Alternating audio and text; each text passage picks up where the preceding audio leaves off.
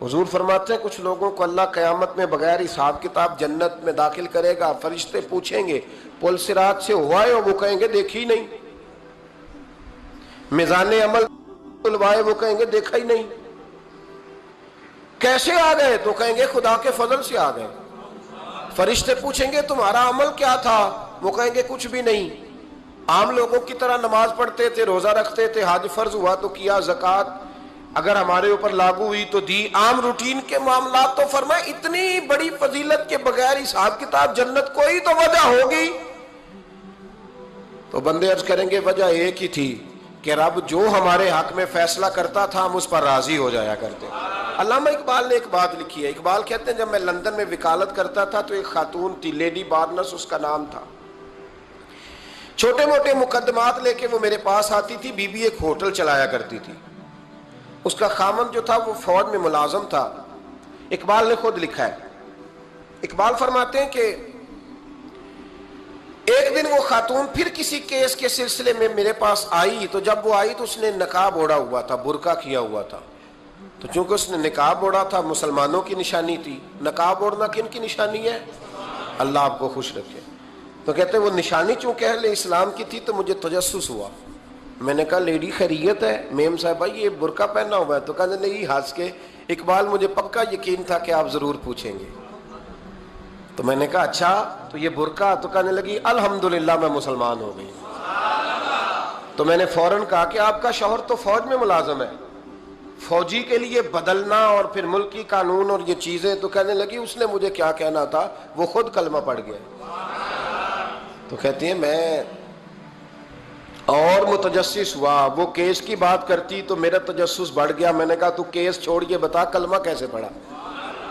تو کہنے لگی اقبال اصل بات یہ ہے کہ میں نا بے اولاد تھی، خامد بھی بڑے اچھے پیسے کماتا، میں خود بھی ہوٹل چلاتی، پر ڈپریشن اور ٹینشن اور بلا وجہ کی پریشانیاں جان نہیں چھوڑ۔ یہ ٹینشن اور ڈپریشن کا نا مجھے عربی ترجمہ کوئی نہیں ملا۔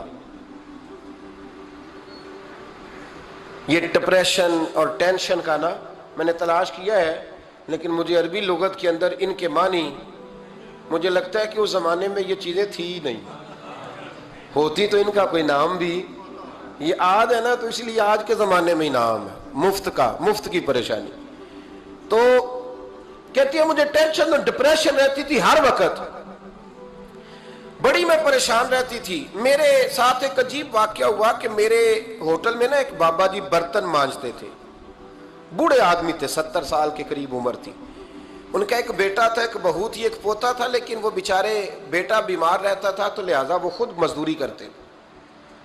کہتی ہیں ایک دن وہ بابا جی میرے پاس آئے، کہنے لگے میم صاحبہ 2-4 دن کی چھٹی چاہیے۔ تو میں نے کہا خیریت ہے؟ کہنے لگے میڈم میرا بیٹا فوت ہو گیا۔ بیٹا، آپ کو پتہ ہے باپ کا جنازہ پڑھنا آسان ہے، بیٹے کا جنازہ اٹھانا بڑا مشکل کام۔ کہتی ہے میں کچھ لکھ رہی تھی، میرے ہاتھ سے قلم گر گیا، میں نے خود گاڑی بھیجی، بابا جی گاؤں چلے گئے جہاں وہ رہتے تھے۔ کہتی 2-3 دن کے بعد میں اور میرا شوہر گئے تو رستے میں ہم باتیں کر رہے تھے کہ کیا تعزیت کریں گے، ایک ہی بیٹا تھا، کوئی رشتہ دار بھی نہیں، تو اس کی تو کائنات اجڑ گئی، کن لفظوں سے اسے تعزیت کیا کہیں گے۔ کہتے جب ہم گئے تو وہ ٹوٹی ہوئی چٹائی پہ بیٹھا تھا، کچھ لوگ قریب تھے، ہم نے جا کے کہا بابا آپ مسلمان ہیں، ہم آپ کو کیا نصیحت کریں، ایک ہی بیٹا تھا، کہ کس طرح کر کے ہم آپ کو تسلی دیں۔ تو کہتے ہیں اس نے آنکھیں کھولی، بوڑھی آنکھوں میں ایمان کی روشنی، کہنے لگا بی بی کیا تعزیت کی بات کرتی ہو، میں نے کوئی پیسے جمع کرا کے بیٹا لیا تھا، خدا نے فضل سے دیا تھا، عدل سے لے گیا ہے، میں اپنے رب کے فیصلے میں بڑا راضی ہوں، اللہ بڑا کریم ہے، وہ لے گیا، اس کا مال تھا۔ آپ یقین کریں ہمارے دیہاتی لوگ یہ کہا کرتے تھے، میں نے کانوں سے سنا ہے، ایک بوڑھے آدمی کا ایک دفعہ بیٹا فوت ہو گیا تو کسی نے اس سے کہا بابا چھوٹی عمر میں بچہ چلا گیا، تو مجھے لفظ نہیں بھولتے، کہنے لگے پتر اللہ دی فصل ہے، کچی وڈے تاں وی ہو دیئے۔ سنے آپ نے بھی کبھی یہ فکرہ، کچی وڈے تے پکی لے جائے تے تاں وی ہے جو ہو دی، تو جب اس کا جی چاہا وہ لے گیا۔ اللہ اکبر۔ وہ خاتون کہتی ہے کہ وہ بابا جی سے میں نے کہا کہ چلو آپ 1 مہینے کی چھٹی کر لے، تو کہنے لگا نہیں میڈم میں مسلمان ہوں، مفت کی روٹی نہیں کھاتا، مزدوری کر کے کھاتا ہوں، میں انشاءاللہ 2-3 دن کے بعد کام پہ آ جاؤں گا۔ کہتے ہیں وہ چند دنوں کے بعد آ گیا. اللہ کی قدرت کے ابھی 2-3 ماہ گزرے تھے پھر آیا.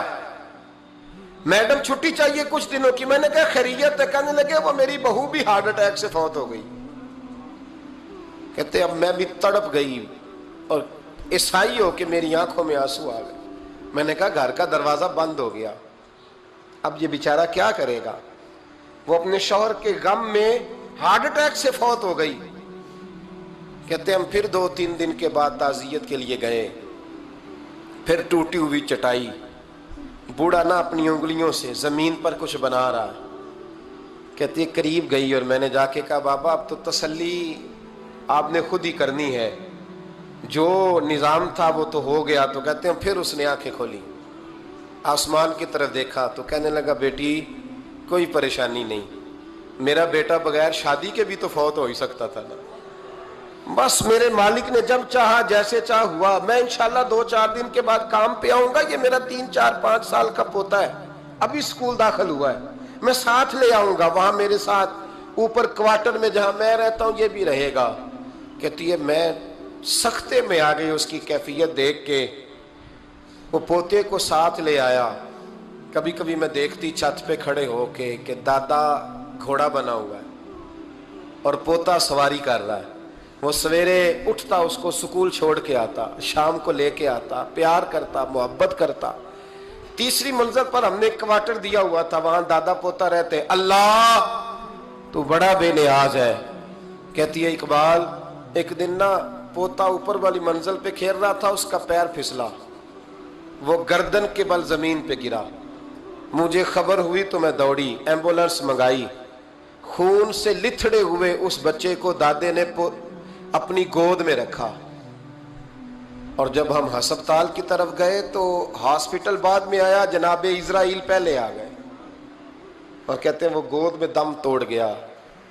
پھر دادے نے اسے اپنے ہاتھوں سے غسل دیا, پھر اس نے اپنے بوڑھے ہاتھوں سے قبر کھودی اور پھر مٹی ڈال کے کہنے لگا اِنَّ لِلَّهِ وَإِنَّا إِلَيْهِ رَاجِعُونَ. جے سونا ہی میرے دکھ وچ راضی, جے سونا ہی میرے دکھ وچ راضی. پھر سکھ نو چلے ڈاما. کہتے ہیں وہ مٹی ڈالی اس نے, اور جب وہ واپس پلٹا تو میں بازو سے تھام کے ہوٹل قریب لائی اور میں نے اس کے قریب کہا کہ بابا تو ٹوٹ گیا ہے, تو بکھر گیا ہے. مجھے محسوس ہوتا ہے کہ اب نہ تیری راتیں اور تیری صبحیں اور تیری شامیں غموں میں گزریں گی. تو کہتے ہیں یوں اس نے ہاتھ رکھے اور یوں آنسو چھٹک دیے. کہنے لگا میڈم کیوں میرے اندر کوئی عقیدہ نہیں, میں کوئی لوارث ہوں, میرا کوئی رب نہیں, میں کیوں پریشان رہوں گا؟ میں تو پکا ہوا پھل ہوں. تھوڑے دن گزریں گے قبر میں جاؤں گا, اور جب جنت میں جاؤں گا تو اللہ میری بیٹے سے بھی ملاقات کرائے گا, میرے پوتے سے بھی ملاقات کرائے گا, میرا رب ساری ملاقاتیں کرا دے گا. میں اپنے اللہ کی رضا پہ بڑا راضی ہوں. وہ خاتون کہتی ہے میرا اور میرے شوہر کا کلیجہ پھٹنے لگا. میں نے کہا بابا یہ جذبہ کہاں سے ملتا ہے, یہ سکون کہاں سے آتا ہے, یہ کیفیت کیسے ملتی ہے؟ مجھے کہنے لگا تو نے لینی ہے؟ میں نے کہا. تو کہنے لگا تو بھی گنبد خضرا والے نبی کا کلمہ پڑھ جا, تو بھی رسول اللہ کا کلمہ پڑھ جا.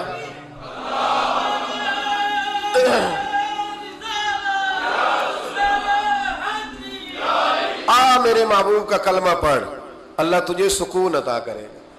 ایک حدیث نہ پڑھ لوں مسلم شریف سے, بخاری سے ایک حدیث نہ پڑھ لوں تاکہ یہ بات مضبوط ہو جائے. حضرت ابو طلحہ رضی اللہ تعالی, بیٹا شدید بیمار ہے, مزدور آدمی تھے, کئی دنوں سے گھر تھے. بیوی کہنے لگی اگر آپ گھر میں بیٹھے رہیں گے تو کھائیں گے کہاں سے, جاؤ آپ مزدوری کرو, میں بیٹے کو دیکھتی ہوں. ابو طلحہ مزدوری کرنے چلے گئے. شام کو آئے تو بیٹا فوت ہو چکا تھا. عورتیں بے حوصلہ ہوتی ہے نا اکثر, پر بیوی نے سفید کپڑا ڈال کے کمرے میں رکھ دیا. بیٹا, ماں اور بیٹا کو ناپ تکتا ہے رشتہ, بیٹے میں سفید چادر ڈال کے کمرے میں رکھ دیا. حضرت ابو طلحہ انصاری آئے, بیٹے کا کیا حال ہے؟ کہنے لگی اللہ کی رحمت میں ہے. اللہ کی, کیسا جملہ ہے, اللہ کی رحمت میں ہے. خامد نے کھانا کھایا, بیوی سے ملنے کو دل کیا تو ملاقات ہوئی.